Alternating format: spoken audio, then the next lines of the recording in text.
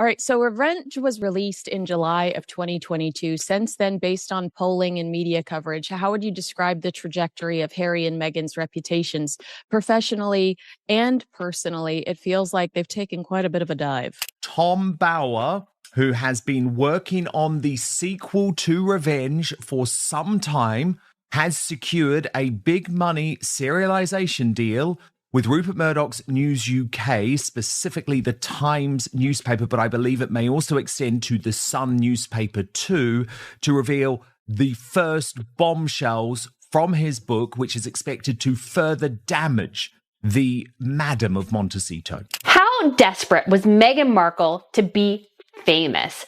Well, apparently, according to Tom Bower's book, she basically spent seemingly all her money with the sole goal of intention of finding the right connections and being as famous as humanly possible. You write in the book, Harry must be nuts. This is one of the text messages his friends were sending around to each other after Meghan's first introduction to Harry's friends in 2017 during a shooting weekend at Sandringham. I think personally, they've separated their professional lives. But I think what's really a great problem for them now, as of in the last few weeks, is that Meghan has got no real income anymore. She's finished. It certainly brings to light that whole theory of you put a frog in boiling water, it jumps straight out. But if you put a frog in cold water, it will slowly boil to death. And I think a lot of people, whilst myself hasn't actually been really shocked by the revelations because I was aware of, I'd say, most of them. And so he became hypersensitive and blamed the media for the crashes of his relationships, never thinking that they could have something to do with himself. So he's a very complicated, depressed, unintelligent man who is seeking a role and has got really nobody on whom he could rely, which is in the end where Meghan stepped in. I mean, a needy man met a woman who could help him with his needs. But I do think that when you're mocked so publicly as they've been, their value begins to nosedive pretty quickly. And I don't think they're finding any more sources of income. Tom Bower has reportedly made an announcement that some commentators believe will unsettle Meghan Markle. The investigative biographer who authored the 2022 bestseller Revenge is preparing a sequel titled Revenge 2. According to promotional reports, Bower claims he has gathered material that will be difficult to dismiss or reframe. The project has secured a major serialization arrangement with News United Kingdom publications, including The Times and The Sun, ensuring excerpts will appear in installments. His first book was released when the Sussexes still held high-profile streaming agreements and considerable Hollywood backing. This sequel, however, arrives after the end of the Spotify partnership, mixed reception to Netflix projects, and reported commercial struggles involving other ventures.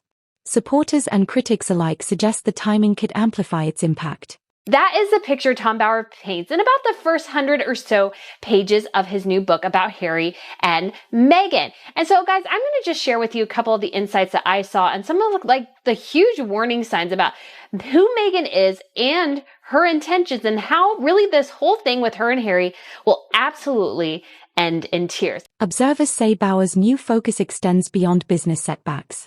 He is reportedly revisiting long-standing public questions, including Meghan's early social connections, alleged associations within elite circles, age-related debates, and controversies surrounding pregnancy timelines.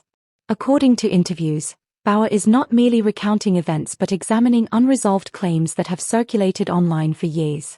Supporters of his work argue that he intends to investigate rather than speculate, while critics warn that revisiting such topics risks reigniting controversy. I think it's going to be explosive because Meghan Markle can't control this narrative. Tom Bower is incredibly well respected. And at the end of the day, we want the truth. And we can't get the truth from the Royal Rota. We can't get the truth from Meghan Markle or Prince Harry. They are pathological liars. They cherry pick what they want to believe or what they want us to believe. For those unfamiliar with Tom Bower, he has built a reputation as an aggressive and authorized biographer. Over the decades, he has written more than 25 biographies on prominent British figures, including Robert Maxwell, Richard Branson, Tony Blair, Boris Johnson, Simon Cowell, and King Charles III. His method, as described by colleagues, centers on speaking to individuals his subjects would prefer remain silent. Well, he just found her just too vain and too self-interested, which seems like he met his own match. But in the end, Simon doesn't really like many celebrities. I noticed when I went with him to the Oprah Winfrey Show and many other places around Hollywood and elsewhere, he's a rather shy guy. He's always afraid of being associated with people who are bigger than him or who might put him in the shade. His first Sussex-focused book became an international bestseller, reportedly drawing from approximately 80 named sources and extensive documentation. Notably, he has not been successfully sued over that publication, something supporters attribute to his reliance on court records, tax filings, and corroborated interviews. For Revenge 2, Bauer has traveled to Canada and the United States and attended recent Invictus Games events. In interviews, he has stated that he possesses substantial new material and believes public interest remains high. The book is scheduled for release in early 2026, and commentators note that once published, narrative control will largely rest with readers rather than its subjects.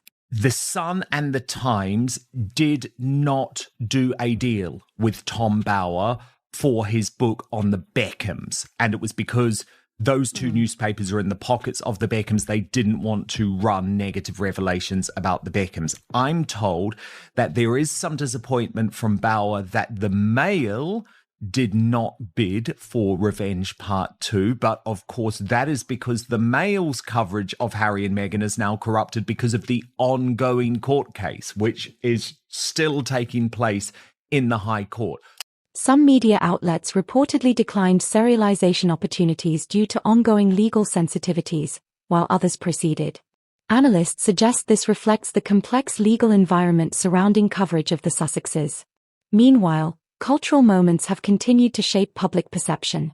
In February 2023, the animated series South Park aired its widely discussed worldwide privacy tour episode, parodying a royal couple seeking privacy while maintaining public visibility. Sometimes, I don't know, words seem superfluous, really. Meghan shared that bedside twerking video, taken shortly, apparently, before she gave birth to Lilibet. Remember the child that she named after the Queen's private nickname that was given to by Duke of Edinburgh, without getting permission from the Queen.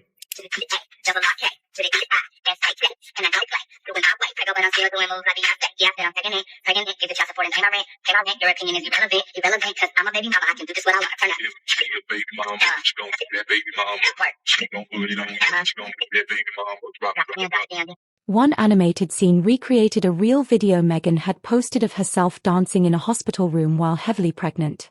The satire exaggerated the imagery, portraying a detachable baby bump as a visual gag. The episode generated widespread online reaction, including memes and social media commentary.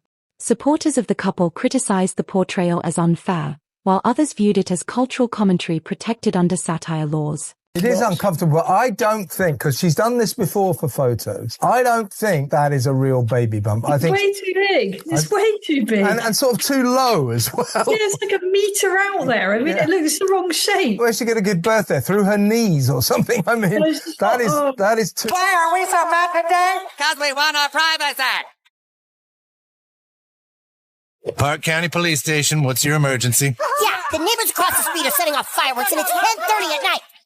Oh, is it the Prince of Canada and his wife who just want to be left alone? Yes, they're being super loud and I'm trying to work on my brand. Another scene depicted a fictional database profile labeling the character with satirical descriptors.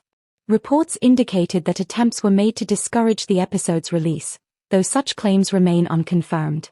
Analysts note that satire often reflects existing public skepticism rather than inventing it. Bauer reportedly observed this cultural moment closely, interpreting it as evidence that public perception had shifted significantly. I feel like the focus is starting to shift off of me. Maybe in editing you'll fix it. Okay, then you must be in the national system. Oh yeah, is this you? Sorority girl, actress, influencer, victim. Yeah, that's totally me!